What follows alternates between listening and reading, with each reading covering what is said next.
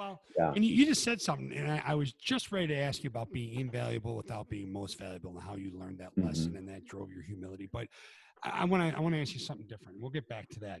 You Sure. said something about the flanker, and you identified your role, and you fell in love with your role because you and I both know Hmm. that how much a person embraces their role and executes on their role is the true value they bring to an organization, a team, what have you, right? So as you work through these roles that you present to people, right? Hmm. How do you talk? Absolutely. How do you talk through those things and show them the value, and not only with your candidates, okay, but Hmm. also the people inside your organization? Absolutely.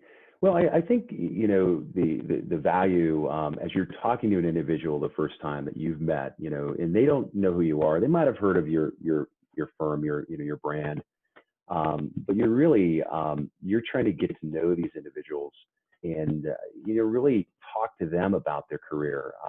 Hey, what are you looking for? And sometimes in the early days of my career, I thought it was always they want to make a move for money. And money is a motivator for a lot of folks in sales. I mean, let's face it. If you're in sales, you want to make a good living. And that early on in my career, I thought, oh, if you've got $10,000 more for a base salary or a total comp, they're going to move. That's not what really motivates people. I learned really there's a lot of factors. They want to be a part of a team, of a culture. It could be a culture of winning, for example, in sports, but a great sales culture, a great environment where they really get back to their employees.